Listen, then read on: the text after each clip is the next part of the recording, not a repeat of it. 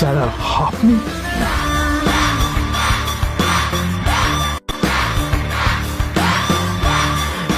Extremely sorry sir.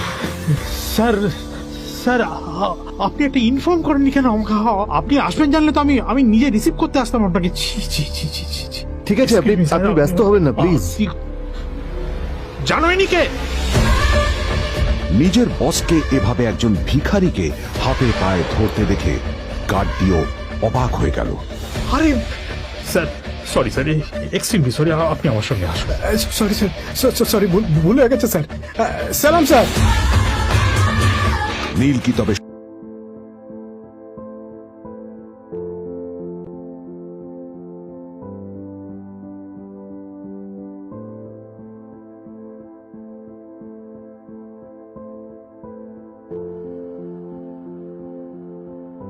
আদ্রিতার চোখে নীল ছিল নিছকই একজন চাকর। সে সারাদিন আদ্রিতার ভাই ফরমাস খেটেও ওকে সন্তুষ্ট করতে পারত না।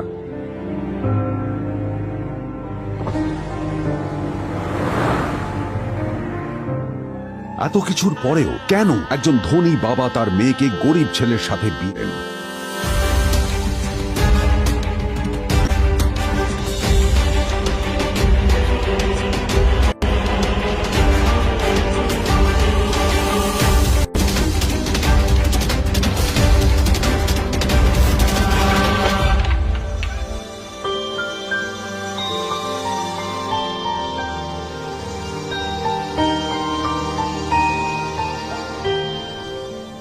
এবং তারপরে সেই মেয়েটি তার গরিব স্বামীর কাছ থেকে নতুন বছরে এমন একটা গিফট পেয়েছিল যে তার চক্ষু স্থির হওয়ার জোগাড় হয়েছিল।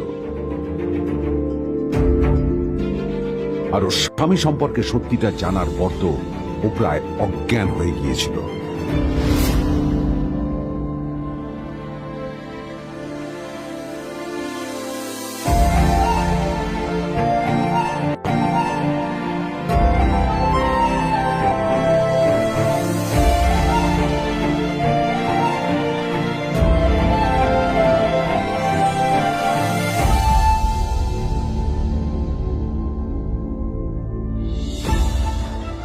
আমার বাবা সবচেয়ে বড় ভুল করেছে তোমার মতো একটা গরিব ছেলের সাথে আমার বিয়ে দিয়ে।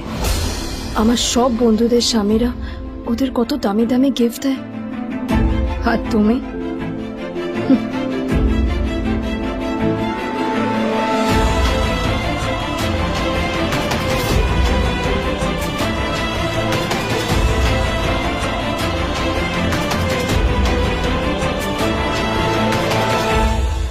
আদ্রিতা তার বাবার কথায় নীলকে বিয়ে তো করেছিল, কিন্তু ও শর্ত দিয়েছিল যেন বাড়ির বাইরের কেউ না জানতে পারে যে নীল ওর স্বামী। নীল ওই বাড়িতে ঘর জামাইয়ের মতো থাকলেও ও যেন ওখানে একজন চাকর ছিল। সবাই ওকে অপমান করত। ওই বাড়িতে না ও ঠিক মতো খাবার পেত, আর না ওর কোনো আলাদা ঘর ছিল। কখনো কার্পেটের উপর ঘুমোতো, তো কখনো আবার পোষা কুকুরের ঘরের পাশে নীলকে ঘুমোতে হতো। হাত খরচ মেটাতে ও এক জায়গায় ওয়েটারের কাজও করত। আদ্রিতা তার বন্ধুদের বলেছিল যে আদ্রিতা বিদেশে বিয়ে করেছে আর তার স্বামী লন্ডনের একজন খুব বড় বিজনেসম্যান। কিন্তু যখন আদ্রিতার বন্ধুরা ওকে ওদের স্বামীদের দেওয়া দামি দামি গিফটগুলো দেখাতো, তখন লজ্জায় ওর ভিতরটা পুড়ে ছাই হয়ে যেত।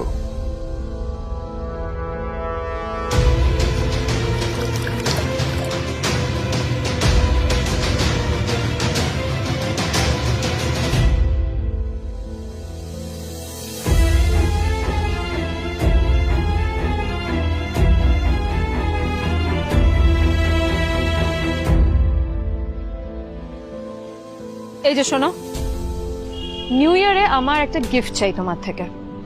আর গিফটটা যেন দামি হয়, হ্যাঁ মানে খুব দামি, কয়েক লাখ টাকা। ওকে? কয়েক লাখ টাকা? কিন্তু অদ্রিতা, এত টাকা আমি একসাথে কখনো দেখিনি। তোমাকে এত দামি গিফট আমি কি করে দেব? এটা তো তোমার বিয়ে করার আগে ভাবা উচিত ছিল।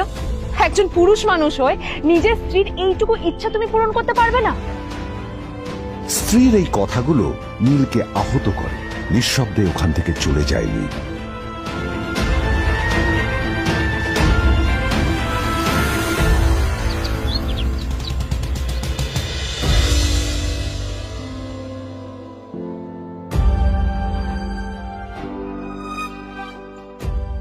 দুদিন পর নিউ ইয়ার পার্টির আগে নীল আদ্রিতার কাছে এসে একটা গিফট প্যাক দেয়।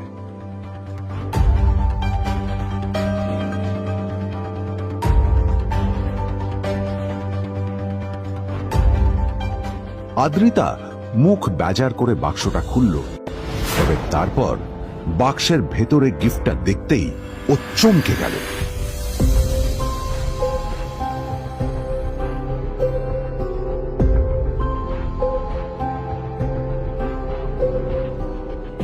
এই এই ফোনটা মানে এটা তো একটা স্পেশাল এডিশন। এটার দাম তো 3 কোটি টাকা। তুমি এটা পেলে কোথা থেকে? আসলে আসলে এটা অরিজিনাল নয়। আমি ওই ফোনটারই একটা কপি এনেছি।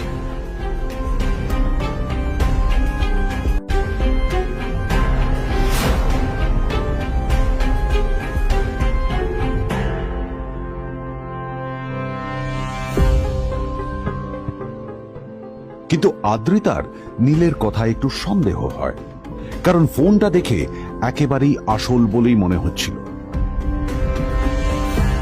পরের দিনই আদ্রিতা ওই কোম্পানির শোরুমে গেল। এই ফোনটা একটু দেখুন না প্লিজ। ওয়াও, আচ্ছা ম্যাম, আপনি কি মিস্টার রয় চৌধুরীর বন্ধু? কে মিস্টার রয় চৌধুরী? ও আপনি কি ওই রয় চৌধুরী গ্রুপ অফ ইন্ডাস্ট্রিজ এর মালিকের কথা বলছেন? হ্যাঁ। না না, আমি ওনাকে চিনি না। আমি কেন, আমার মনে হয় কেউই ওনাকে চেনে না। বড় বড় মানুষেরাই ওনা দেখা পান না। আমিও কোনোদিন ওনাকে দেখিনি, কিন্তু সাডেনলি আপনি এই প্রশ্নটা করলেন কেন? অ্যাকচুয়ালি ম্যাম, আপনার হাতের এই ফোনটা আসলে এটা ফোনের স্পেশাল এডিশন। এই কাটিং, এই ডিজাইন, এই লোগো, এটা জাল করা ইজ নেক্সট টু ইম্পসিবল। আর গোটা ভারতে বিক্রি হওয়া এই ফোনের সেকেন্ড পিস এটা, যেটা মিস্টার রয় চৌধুরী কিনেছিলেন। সেজন্য জিজ্ঞেস করছি ম্যাম, আপনি এই ফোনটা কোথা থেকে পেলেন? তবে কি নীলই মিস্টার রয় চৌধুরী, নাকি নীল এই ফোনটা চুরি করেছে? বেকার নীলের কাছেই কোটি টাকার ফোন কোথা থেকে এলো? নীলের সত্যিটা তাহলে কি? আর ও যদি সত্যি বড় লোক হয়ে থাকে, তবে ও নিজের শ্বশুর বাড়িতে খরচামাই হয়েই বা থাকে কেন? আদ্রিতা এসব কথাই মনে মনে ভাবছিল, তবে আদ্রিতার বিশ্বাস ছিল যে কোনো না কোনো মতলব করেই নীল এই ফোনটা আদ্রিতার জন্য নিয়ে এসেছিল। কিছুদিন পর আদ্রিতা সেই ফোনটার কথা ভুলে গেল। নীল সকাল সকাল ঘুরতে বেরিয়েছে বাইরে।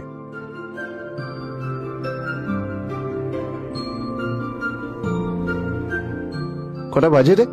আমার খুব লেট হয়ে গেছে, বুঝলি? তোরা খেল, ঠিক আছে? তোরা খেল, আমি আসছি।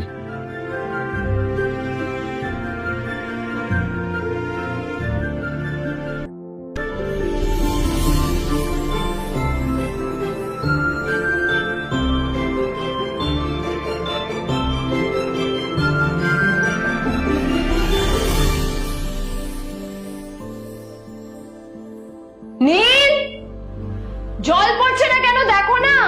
নীল, নীল, নীল, নীল কোথায় গেল? নীল,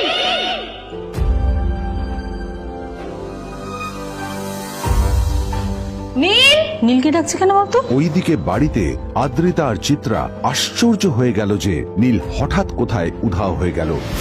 মা তোমাকে কিছু বলে গেছে নীল? হ্যাঁ, কোথায় গেছে ও? না, আমি ওর কোনো খোঁজ খবর রাখি না। আমার একটা কথা মনে হচ্ছে, ওকে না এবার একটু শীতে করতে হবে। একটা কাজে যদি আসতো ছেলেটা, যখনই কোনো কাজের কথা বলি ভ্যানিশ হয়ে যায়। আমি ওকে বলেছিলাম আর&বি গোল্ডেন ডায়মন্ড থেকে আমার সেটটা নিয়ে আসতে, আনেনি? আনেনি।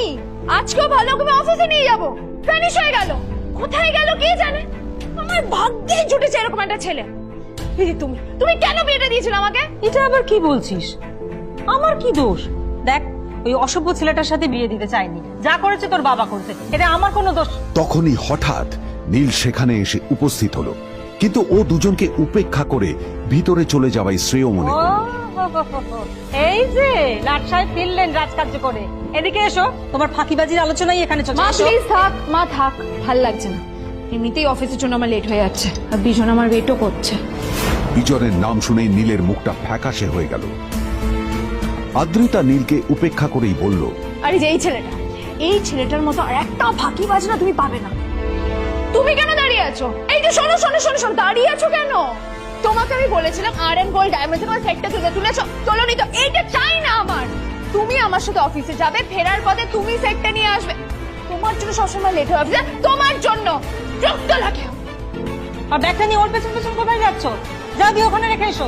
নীল চিত্রার সাথে মাঝে মাঝে ঝগড়া করলেও তার স্ত্রী আদ্রিতার সাথে ও কখনো ঝগড়া করত না। সত্য সব অপদার্থ।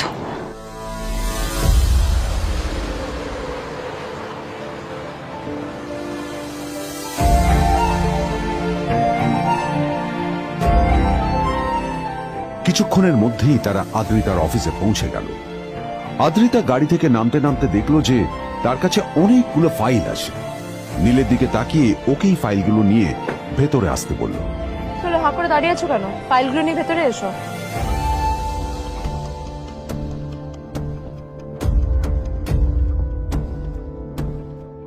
আদ্রিতা যখন ওর ক্যাবিনে পৌঁছলো তখন দেখলো সেখানে আগে থেকেই ওর বন্ধু এবং বিজনেস পার্টনার বিজন বসে ওর জন্য অপেক্ষা করছে।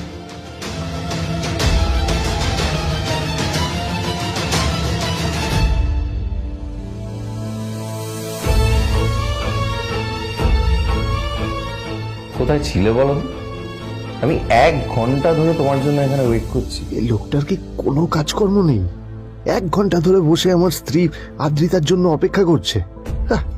সরি বিজন, আমি খুবই দুঃখিত যে বাড়ির কিছু লোকের জন্য না আমার সবসময় লেট হয়ে যায়। আদ্রিতার কথা শোনার পর বিজনের 1 ঘন্টা অপেক্ষা করার অভিযোগ 1 মুহূর্তের মধ্যে মিলিয়ে গিয়েছিল। কি হলো, হাসছো কেন? লটারি পেলে নাকি? লটারি? হ্যাঁ, তুমি আসা মানে আমার কাছে লটারির থেকেও বেশি দাম। তবে তার থেকে কিঞ্চিত কম দামি একটা গিফট আমি তোমার জন্য এনেছি।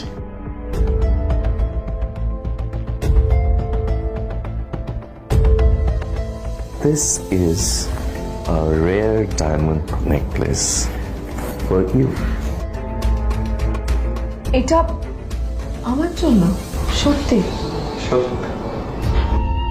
এই শহরে এটা খুঁজে পাওয়া খুব বিরল। Just like you. Like it? Thank you. You're welcome. Thank you for the gift.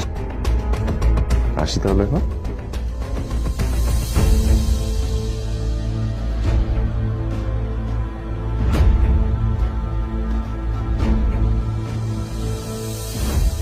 Adrita, আমি আজ পর্যন্ত তোমাকে কোনো রকম উপদেশ দিইনি, কিন্তু আজ আমি তোমাকে বলতে বাধ্য হচ্ছি।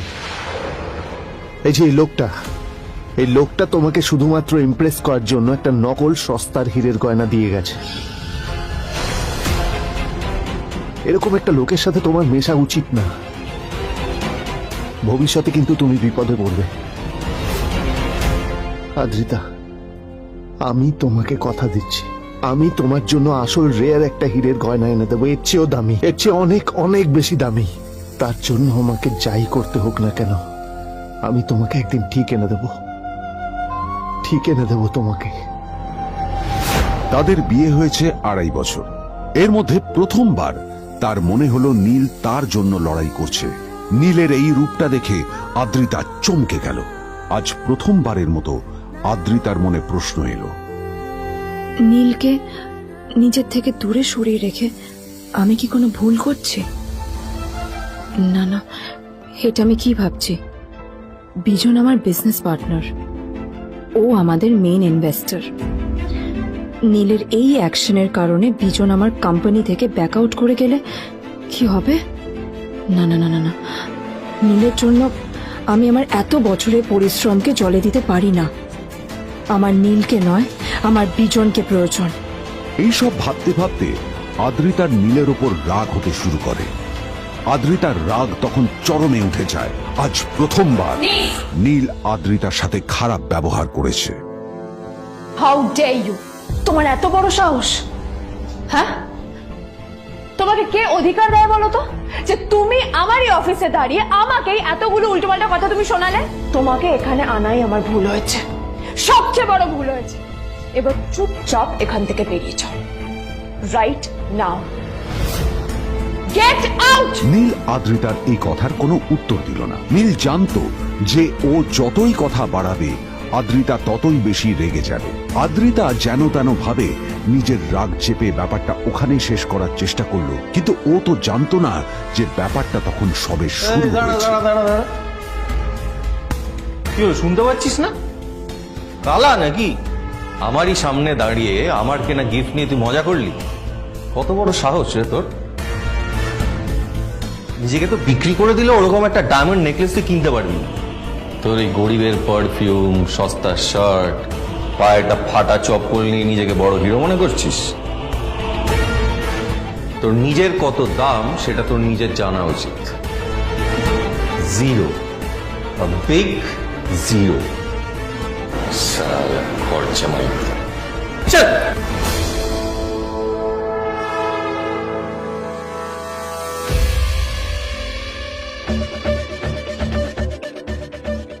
নীল তখনও ঝামেলা করার মেজাজ ছিল না, কিন্তু যখন কেউ অন্যের নীরবতা সুযোগ নিতে শুরু করে তখন কথা বলাটা প্রয়োজন। নীল আঙুল তুলে পেছনের দিকে ইশারা করে। প্রথম কথা, ওই যে ওখানে দাঁড়িয়ে আছে, ও আমার স্ত্রী।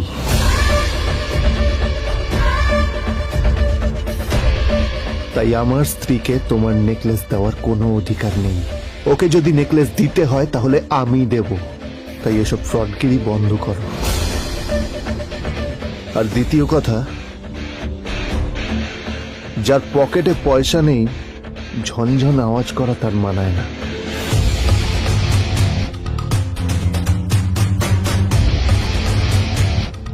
নীল বিজনকে তার সোয়াগ দেখিয়ে বেরিয়ে গেল।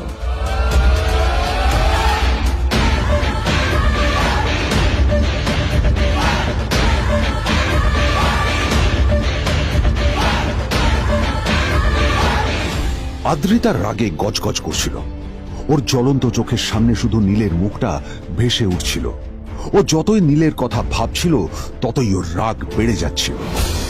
গত কয়েক মাস ধরে আদ্রিতার কোম্পানির অবস্থা একেবারেই ভালো ছিল না। আদ্রিতা তা সামলানোর আপ্রাণ চেষ্টা করছিল। কি যে করবেও সেইটাই বুঝে উঠতে পারছিল না। তারপর বিজনের সাথে ওর দেখা হলো, আর তখনই বিজনের সাথে ওর বন্ধুত্ব হলো।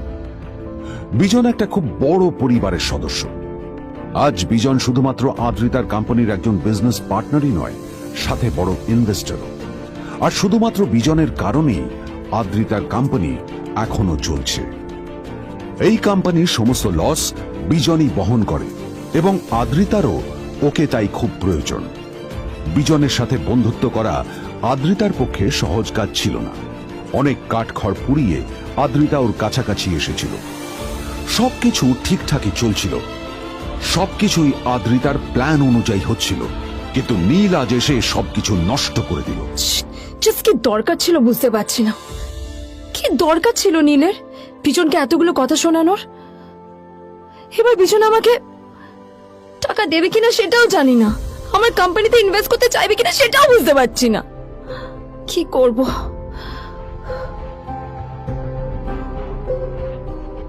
এখন আদ্রিতা ওকে কিভাবে বোঝাবে? ভুল করে যদি বিজন ওর টাকা ফেরত চায় তবে আদ্রিতার কোম্পানি সেন কর্পোরেশন খুব বড় সমস্যায় পড়ে যাবে। তারপর কি হবে? সেন পরিবারের দেখভাল কে করবে? এইসব ভাবতে ভাবতে আদ্রিতা নিজের উপরেও রেগে গেল। আসলে দোষটা ওর নিজেরই। আদ্রিতা কেন নীলকে ওদের মাঝে আনতে গেল? নীলকে অফিসে নিয়ে আসারই বা কি দরকার ছিল? আর যদি সে নীলকে সাথে করে না আনতো তাহলে বিজন এখন ওর সাথেই বসে থাকতো।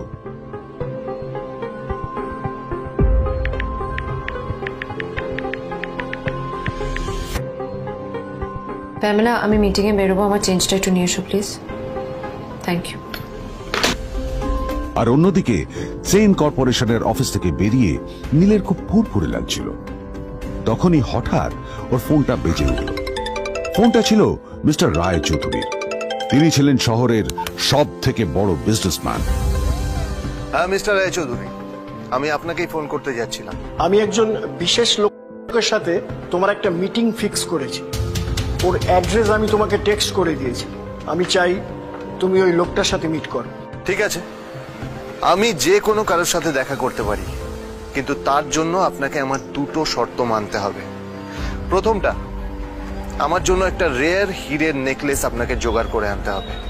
আর দ্বিতীয়টা, আমি আপনাকে টেক্সট করছি, এটাও কিন্তু একই রকম জরুরি। এই দুটো কাজ আপনাকে যত তাড়াতাড়ি সম্ভব করে ফেলতে হবে আমার জন্য, ঠিক আছে? তোমার অ্যাকাউন্টে কিছু টাকা পাঠিয়েছি, কিছু জামা কাপড় কেন, যাতে তুমি ভদ্র সমাজে আসার যোগ্য হও, আর তোমাকে আমি স্বামীর পরিচয় দিতে লজ্জা না পাই। তোমার কারণে আমার পরিবার লজ্জা পাবে, আমি সেটা চাই না। যখনই দেখি তখনই তুমি ভিখিরির মতো ছেঁড়া ফাটা জামা কাপড় পরে থাকো। আসলে আদ্রিতার বাড়িতে আজ ফ্যামিলি ডিনার পার্টি ছিল, আর শেষবার নীলের জন্য ওকে অনেক ঝামেলা পোহাতে হয়েছিল। মেসেজ পড়ে নীল ফোনটা নিজের পকেটে রেখে রাস্তার ধারে গিয়ে একটা ট্যাক্সি থামানোর জন্য হাত বাড়িয়ে দিল। নীল ট্যাক্সি ধরে গোল্ডেন সিটি অ্যাভিনিউর দিকে বেরিয়ে পড়ল। গোল্ডেন সিটি অ্যাভিনিউ শুধু কলকাতারই নয়, এটা ছিল সারা পশ্চিমবঙ্গের সবচেয়ে বিলাসবহুল সোসাইটিগুলোর মধ্যে একটা। আসলে এই সেই জায়গা যেখানে মিস্টার রায়চৌধুরী আজ তার জন্য গোপন মিটিং ফিক্স করেছিলেন। কিন্তু নীল কার সাথে দেখা করতে যাচ্ছে এ সম্পর্কে ওর কোনো ধারণাই ছিল না। যখন নীল সেখানে পৌঁছলো, পুলভিলার বাগানে বসে থাকা লোকটিকে দেখে রাগে নীলের রক্ত ফুটতে শুরু করলো। নীল ওখানে না দাঁড়িয়ে বেরিয়ে গেল। তখনই হঠাৎ একটা মেসেজ এলো। আসলে আজ আদ্রিতার ফ্যামিলি গ্যাদারিং এ যাওয়ার আগে নীলকে ওর হাই স্কুলের রিইউনিয়নেও যেতে হতো। গ্র্যাজুয়েশনের পর এত বছরে এই প্রথম নীল তার কোনো কলেজ বা স্কুলের রিইউনিয়নে যাচ্ছে। এতগুলো বছরে নীল তার কোনো বন্ধুর সাথেই দেখা করেনি।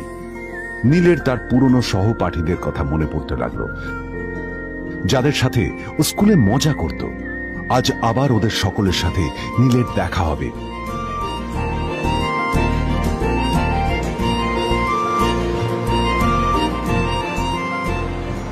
আর এই সব কিছু ভেবেই নীল এক্সাইটেড হয়ে যাচ্ছিল।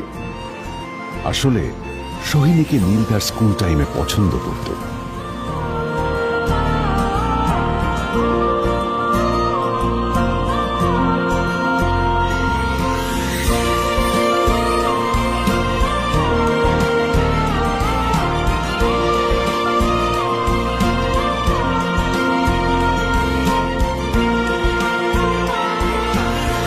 অন্যদিকে সেম কর্পোরেশনে ইনভেস্টরদের সঙ্গে আদ্রিতার মিটিং একেবারেই ভালো যায়নি।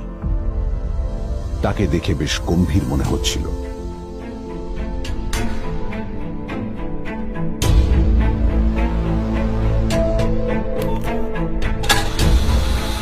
ভাই, পৃথিবীতে এমন লোকও আছে, কি দিমাগ দেখলি?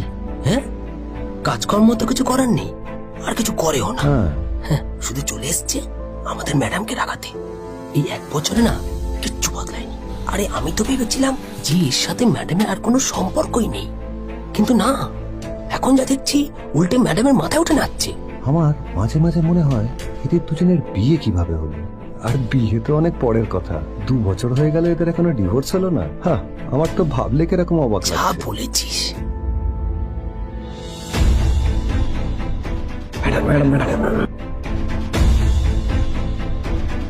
অফিসে চলতে থাকা এইসব কথা শুনে আদ্রিতার আরো রাগ হলো। আদ্রিতা ক্যাবিনে যাওয়ার পরে রাগকে নিয়ন্ত্রণ করা ওর পক্ষে আরো কঠিন হয়ে গেল। ও তখন বুঝতেই পারছিল না যে ওর রাগ কিভাবে নিয়ন্ত্রণ করবে। আদ্রিতা এটাও ভাবছিল যে নীলের জন্য ওকে আর কত অপমানিত হতে হবে। এসব ভাবতে ভাবতেই আদ্রিতার চোখ গেল ওর বাবার ছবিটার দিকে।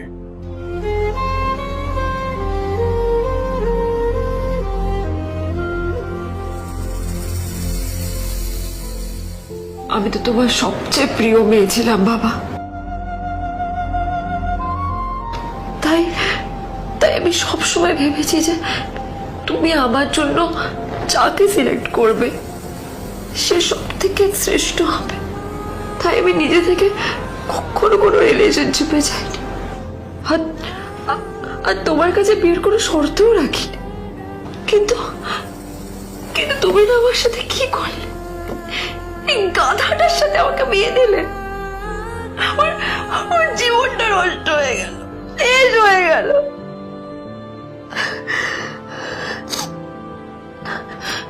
আমি যদি একটু জানতাম যে ও ও কিছু করে না, ঘর চাপাই হয়ে থাকবে, এইসব কাজকর্ম করে, তাহলে আমি কোনোদিনই বিয়েতে রাজি হতাম না বাবা, কোনোদিন না, কোনোদিন।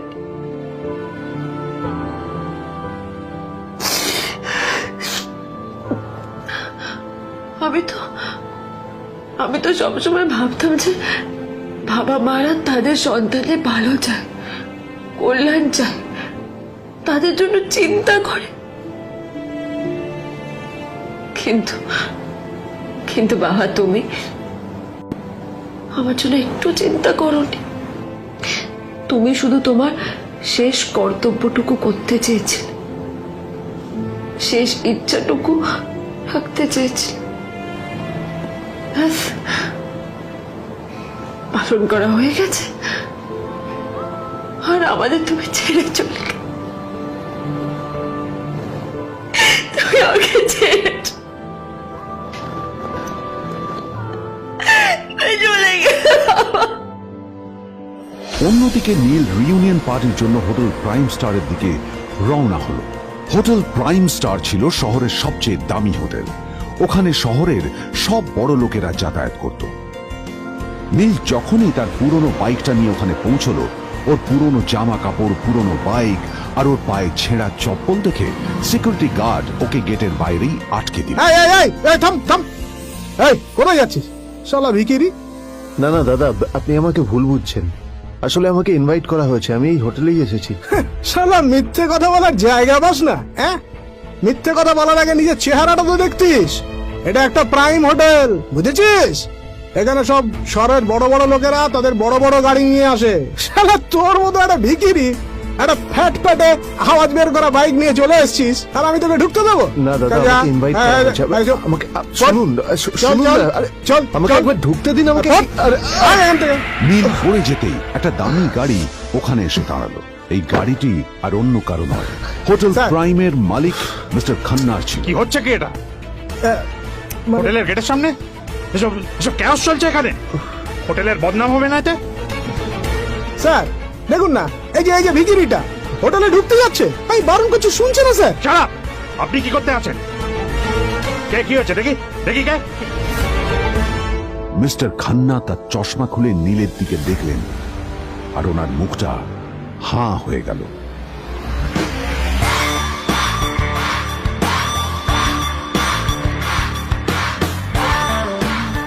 নীল স্যার, আপনি?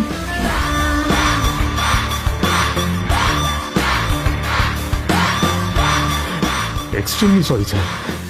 স্যার স্যার, আপনি একটা ইনফর্ম করেননি কেন আমাকে? আপনি আসবেন জানলে তো আমি নিজে রিসিভ করতে আসতাম আপনাকে। ঠিক আছে, আপনি ব্যস্ত হবেন না প্লিজ। জানোইনি কে? নিজের বসকে এভাবে একজন ভিখারিকে হাতে পায়ে ধরতে দেখে গার্ডটিও অবাক হয়ে গেল। আরে sir, sorry sir, extremely sorry, আপনি আমার সঙ্গে আসবেন। সরি স্যার, সরি, ভুল হয়ে গেছে স্যার। সালাম স্যার। নীল কি তবে সত্যিই একজন খুব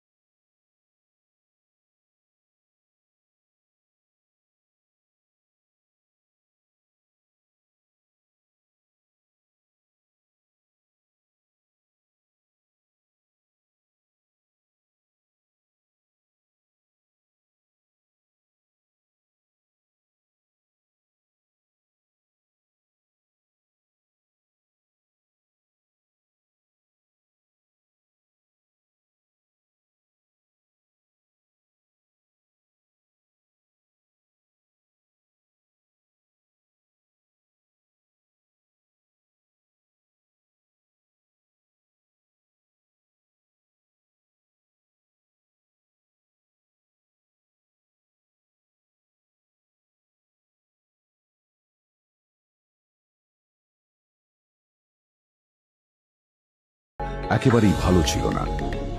আদ্রিতা তা সামলানোর আপ্রাণ চেষ্টা করছিল, কি যে করবেও সেইটাই বুঝে উঠতে পারছিল না।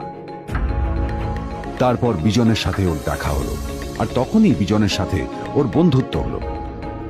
বিজন একটা খুব বড় পরিবারের সদস্য।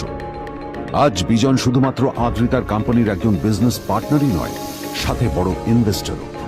আর শুধুমাত্র বিজনের কারণেই আদ্রিতার কোম্পানি এখনো চলছে। এই কোম্পানির সমস্ত লস বিজনই বহন করে, এবং আদ্রিতারও ওকে তাই খুব প্রয়োজন। বিজনের সাথে বন্ধুত্ব করা আদ্রিতার পক্ষে সহজ কাজ ছিল না।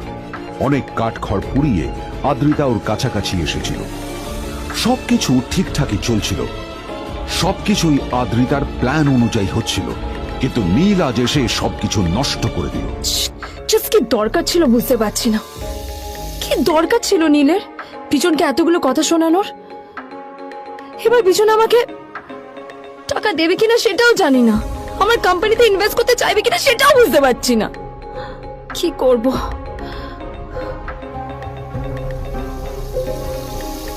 এখন আদ্রিতা ওকে কিভাবে বোঝাবে? ভুল করে যদি বিজন ওর টাকা ফেরত চায়, তবে আদ্রিতার কোম্পানি সেন কর্পোরেশন খুব বড় সমস্যায় পড়ে যাবে। তারপর কি হবে? সেন পরিবারের দেখভাল কে করবে? এইসব ভাবতে ভাবতে আদ্রিতা নিজের উপরেও রেগে গেল। আসলে দোষটা ওর নিজেরই। আদ্রিতা কেন নীলকে ওদের মাঝে আনতে গেল? নীলকে অফিসে নিয়ে আসারই বা কি দরকার ছিল? আর যদি সে নীলকে সাথে করে না আনতো, তাহলে বিজন এখন ওর সাথেই বসে থাকতো।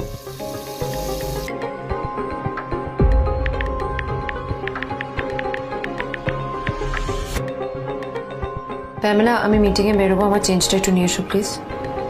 Thank you. আর অন্যদিকে সেন কর্পোরেশনের অফিস থেকে বেরিয়ে নীলের খুব ফুর করে লাগছিল। তখনই হঠাৎ ওর ফোনটা বেজে উঠল। ফোনটা ছিল মিস্টার রায় চৌধুরী। তিনি ছিলেন শহরের সব থেকে বড় বিজনেসম্যান। হ্যাঁ মিস্টার রায়চৌধুরী, আমি আপনাকেই ফোন করতে যাচ্ছিলাম। আমি একজন বিশেষ লোকের সাথে তোমার একটা মিটিং ফিক্স করেছি। ওর অ্যাড্রেস আমি তোমাকে টেক্সট করে দিয়েছি। আমি চাই তুমি ওই লোকটার সাথে মিট করো। ঠিক আছে, আমি যে কোনো কারোর সাথে দেখা করতে পারি, কিন্তু তার জন্য আপনাকে আমার দুটো শর্ত মানতে হবে। প্রথমটা, আমার জন্য একটা রেয়ার হীরের নেকলেস আপনাকে জোগাড় করে আনতে হবে। আর দ্বিতীয়টা, আমি আপনাকে টেক্সট করছি, এটাও কিন্তু একই রকম জরুরি। এই দুটো কাজ আপনাকে যত তাড়াতাড়ি সম্ভব করে ফেলতে হবে আমার জন্য, ঠিক আছে? তোমার অ্যাকাউন্টে কিছু টাকা পাঠিয়েছি, কিছু জামা কাপড় কেন, যাতে তুমি ভদ্র সমাজে আসার যোগ্য হও, আর তোমাকে আমি স্বামীর পরিচয় দিতে লজ্জা না পাই। তোমার কারণে আমার পরিবার লজ্জা পাবে, আমি সেটা চাই না। যখনই দেখি তখনই তুমি ভিখিরির মতো ছেঁড়া ফাটা জামা কাপড় পরে থাকো। আসলে আদ্রিতার বাড়িতে আজ ফ্যামিলি ডিনার পার্টি ছিল, আর শেষবার নীলের জন্য ওকে অনেক ঝামেলা পোহাতে হয়েছিল। মেসেজ পড়ে নীল ফোনটা নিজের পকেটে রেখে রাস্তার ধারে গিয়ে একটা ট্যাক্সি থামানোর জন্য হাত বাড়িয়ে দিল। নীল ট্যাক্সি ধরে গোল্ডেন সিটি অ্যাভিনিউর দিকে বেরিয়ে পড়ল। গোল্ডেন সিটি অ্যাভিনিউ শুধু কলকাতারই নয়, এটা ছিল সারা পশ্চিমবঙ্গের সবচেয়ে বিলাসবহুল সোসাইটিগুলোর মধ্যে একটা। আসলে এই সেই জায়গা যেখানে মিস্টার রায়চৌধুরী আজ তার জন্য গোপন মিটিং ফিক্স করেছিলেন। কিন্তু নীল কার সাথে দেখা করতে যাচ্ছে এ সম্পর্কে ওর কোনো ধারণাই ছিল না। যখন নীল সেখানে পৌঁছলো, ফুলভিলার বাগানে বসে থাকা লোকটিকে দেখে রাগে নীলের রক্ত ফুটতে শুরু করলো। নীল ওখানে না দাঁড়িয়ে বেরিয়ে গেল। তখনই হঠাৎ একটা মেসেজ এলো। আসলে আজ আদ্রিতার ফ্যামিলি গ্যাদারিং এ যাওয়ার আগে নীলকে ওর হাই স্কুলের রিইউনিয়নেও যেতে হতো। গ্রাজুয়েশনের পর এত বছরে এই প্রথম নীল তার কোন কলেজ বা স্কুলের রিইউনিয়নে যাচ্ছে। এতগুলো বছরে নীল তার কোনো বন্ধুর সাথেই দেখা করেনি। নীলের তার পুরনো সহপাঠীদের কথা মনে পড়তে লাগলো, যাদের সাথে ও স্কুলে মজা করত। আজ আবার ওদের সকলের সাথে নীলের দেখা হবে।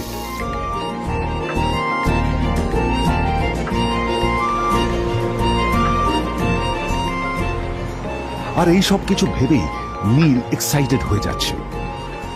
আসলে সোহিনীকে নীল তার স্কুল টাইমে পছন্দ করত।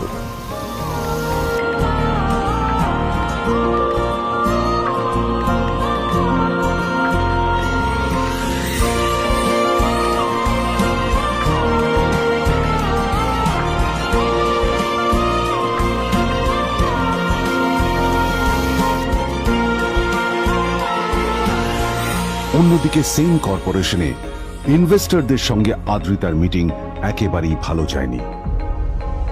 তাকে দেখে বেশ গম্ভীর মনে হচ্ছিল।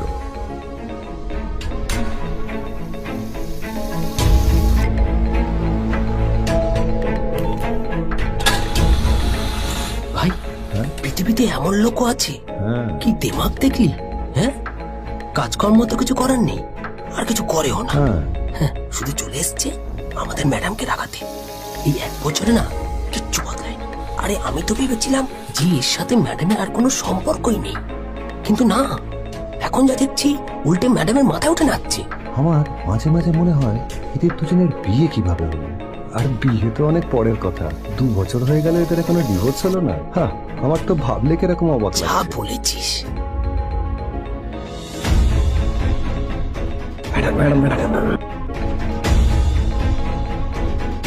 অফিসে চলতে থাকা এইসব কথা শুনে আদ্রিতার আরো রাগ হলো। আদ্রিতা ক্যাবিনে যাওয়ার পরে রাগকে নিয়ন্ত্রণ করা ওর পক্ষে আরো কঠিন হয়ে গেল। ও তখন বুঝতেই পারছিল না যে ওর রাগ কিভাবে নিয়ন্ত্রণ করবে। আদ্রিতা এটাও ভাবছিল যে নীলের জন্য ওকে আর কত অপমানিত হতে হবে। এসব ভাবতে ভাবতেই আদ্রিতার চোখ গেল ওর বাবার ছবিটার দিকে।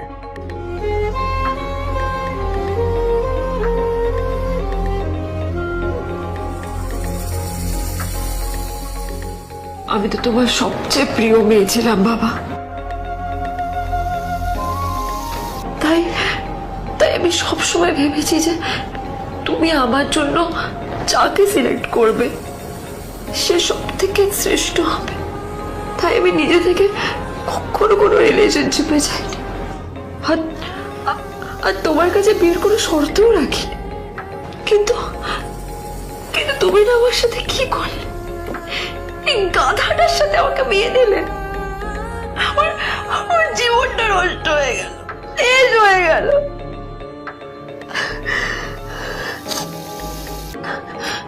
আমি যদি একটু জানতাম যে ও ও কিছু করে না, ঘর চাপাই হয়ে থাকবে, এইসব কাজকর্ম করে, তাহলে আমি কোনোদিনই বিয়েতে রাজি হতাম না বাবা, কোনোদিন না, কোনোদিন।